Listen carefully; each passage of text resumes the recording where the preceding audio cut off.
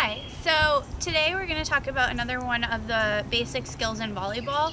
This one can happen on the ball, but it can also happen and does often happen on the play regardless of whether or not you touch the ball, and that is blocking. The point of a good block is actually to take away a portion of the hitter's options when the hit is coming at you. So a block is a defensive move, and you can have a successful block without actually even touching the ball. You can have a successful block whether or not you touch the ball, because the main point of a block is to take away the hitter who's hitting against you their options. So the point of a block is to make it so that the hitter has to hit in one direction or the other, and they can't hit where they want to. So when we talk about a block, there are different things that your body has to do in different parts of your body. So there's things that your hands and your arms are doing, there's things that your eyes are doing, there's things that your core is doing, and there's things that your feet are doing, which we're going to talk about all of those different parts of the block and really break it down for you. When we talk about good blocking hands and arms, we're talking about our arms pressing up and over the net, and then our hands just taking up space from the hitter. So we want our hands not too close together, right? So we don't want them overlapping. We want them facing about 1 and 11 if it was going to be on a clock. So we're taking up space, not having our hands just straight up and down, because as you can see, that actually takes up less space than if I have my hands wide and big and spread open. The other part of our hands is that if you're up over the net significantly, you're going to want to protect your face. And the way that you protect your face is by shrugging your arms and having your forehead down. You're going to still watch the ball through your peripheral vision. So that is good blocking hands and arms. Next is our core. And when we talk about having a good blocking core, that means that we're going to be squeezing our abs and super tight, such that when I block, I'm actually going to make a C with my body, because as my hands press forward and over the net, my legs are naturally going to kick forward because I'm crunching my abs so much. So that's a good blocking core. So next we have to talk about our eyes when we're blocking. And our eye work when we're blocking actually starts way before we make any moves with our body to block, because we're going to be watching where the ball is and where the bodies of the other players on the other side of the net are, so that we know where we have to move and how we're going to establish our block. So your eyes are going to watch the ball first as the passer is passing, so that you can tell where it's going. Is it pulling the setter off of the net? Is it a perfect pass? That's going to inform where the other team is possibly going to be putting the ball. It's really hard to set the middle, for example, when you have a really bad pass. So probably if the setter gets pulled past the 10-foot line, you're going to end up blocking at one of the pins.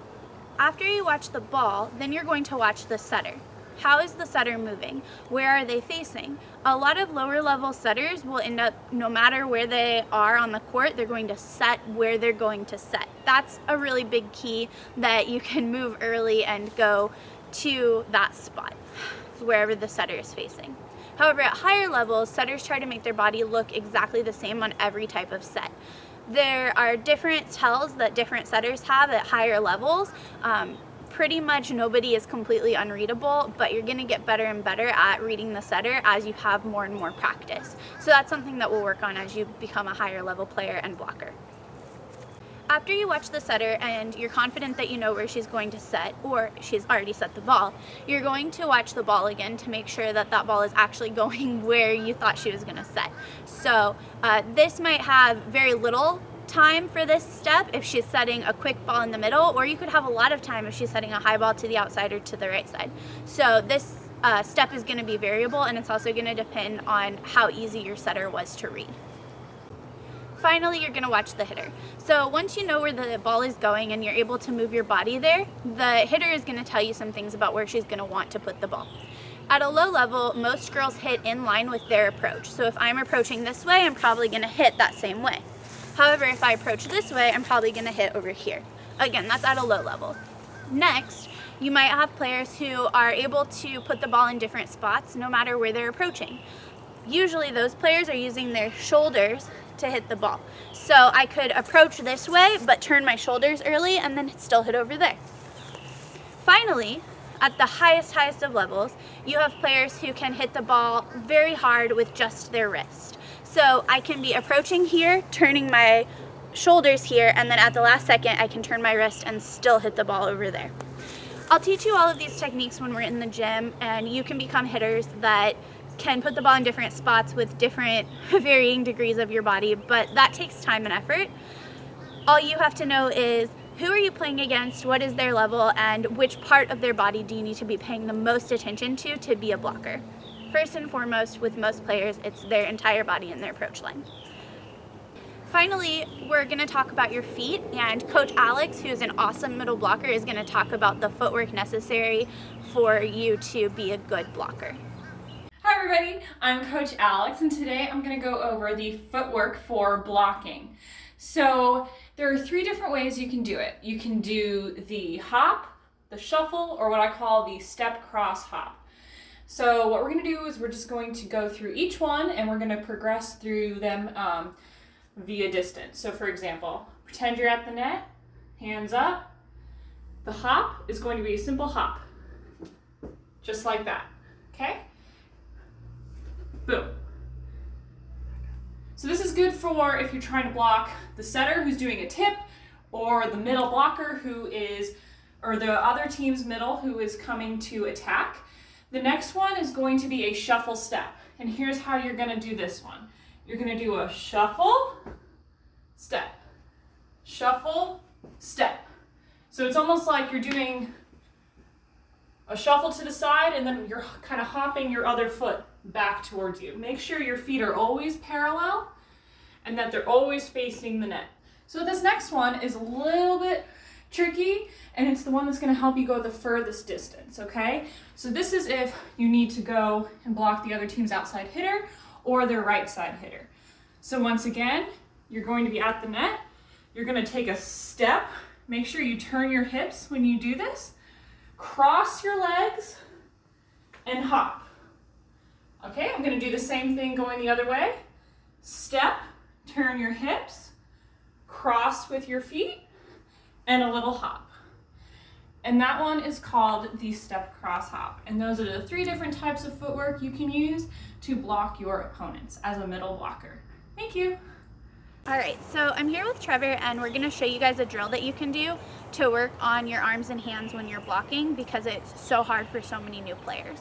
So Coach Trevor is going to put his arms up like he thinks a good blocker should be. And so right here we see some natural issues. We talked about how we want our hands at about 1 and 3, so he would turn so that his thumbs are facing up in the correct direction. And then also, he's got a pretty wide stance, so we want him to be just a little bit closer together. For a lot of you guys, you're going to have the opposite issue.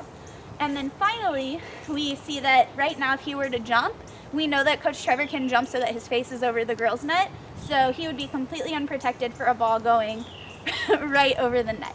So he's gonna want to shrug his shoulders up and then put his forehead down so that he can see. And now he's going to be blind because his hat is covering where he would normally be peeking at the ball. But that's okay. So then you're going to get a partner who's just going to practice pushing the ball in, and you're going to push the ball out back at me and try to push me over. And then fix your hands again. See, his hands came back together after he blocked the ball. So you're going to just repeat this about 10 times.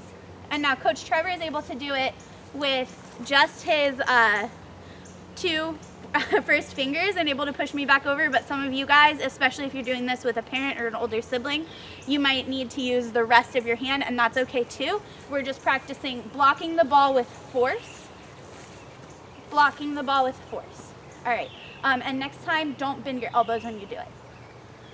Perfect. So did you see how that time he had to really crunch his core in order to push me over? That is a great block.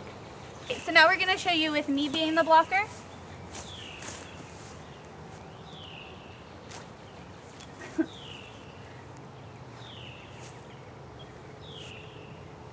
So if you're doing this right, it's going to be a full body exercise, and it's going to take a lot of core, and you might even feel it in the backs of your legs, and that is okay. We're trying to really activate our entire body with the block. So once you've done your exercise where your partner is pushing the ball into your hands, you're going to graduate up a little bit, and you're going to actually defend a block.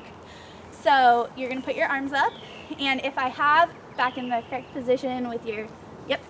So if I have a partner who can control their ball, they're just going to toss it up to themselves and hit it into my hands and arms. So you saw that that didn't necessarily hit up here. For him, it hit down here, and that's okay. We need to get comfortable with the ball hitting kind of anywhere for these blocks.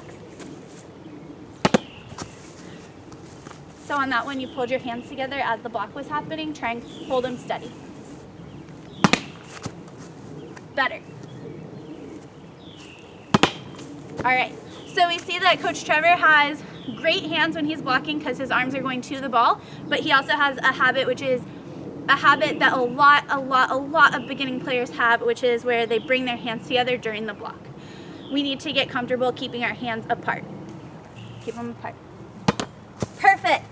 So that was a ball where if he had moved his hands together, because it ricocheted off of both, it might not have gone down, it might have gone off to the side and then been a point for the other team because it goes out. But because he was disciplined and he kept his hands where they should be, that went down and it was a perfect block. So on that last drill, I was hitting the ball at Coach Trevor, and I have a lot of ball control in my hits. If right now you're in a position where you don't have somebody who can hit at you, that's perfectly fine. You can have them throw the ball at you, and a lot of people have more control when they're throwing the ball.